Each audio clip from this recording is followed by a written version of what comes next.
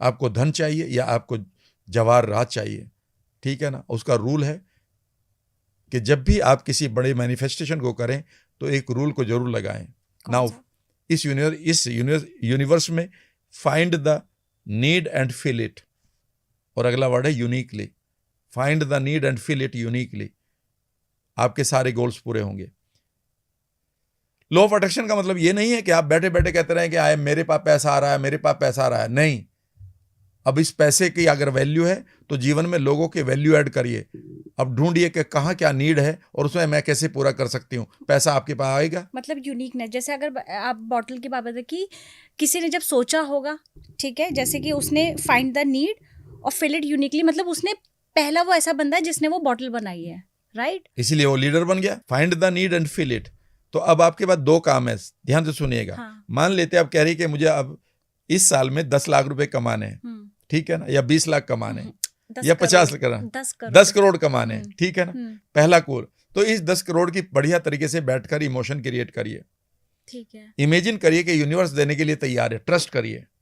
Imagine करिए कि आप उस 10 करोड़ की लाइफ को जी भी रही हो, ठीक है ना। 10 करोड़ से आप क्या क्या करेंगे? एक बड़ा सा मकान भी लेंगे, जेट में भी घूमेंगे। अकाउंट 10 करोड़ का ड्रीम कर रहे हैं, लेकिन बैलेंस अगर देखा जाए तो अब सुनने की कोशिश करिएगा, यही आप कंफ्यूज हो रही हैं। अब 10 करोड़ नहीं मांगेंगे, देख लेना। नहीं, ये बहुत सारे लोग कहते होंगे ना, ड्रीम तो मैं 10 करोड़ का देख रहा हूँ, लेकिन बैलेंस जब देखते हो तो फिर वही धक्का लगता है। कोई दिक्कत नहीं। पहले दिन रामदेव जी को भी पता था, जब 10 लोगों को बैठा के उन्होंने अपने हरिद्वार में ये कहा था, इस नाक से सांस लो, इससे छोड़ो। और उस दिन उनके पास माइक भी नहीं था, स्पीकर भी नहीं था, साउंड भी नहीं थी। वहां से कोई आदमी गुजरा था जिसने साउंड क्रिएट कर दे दी थी उनको अगले दिन। उनके पास हो सकता है कि सबके पास चटाई भी ना रही हो।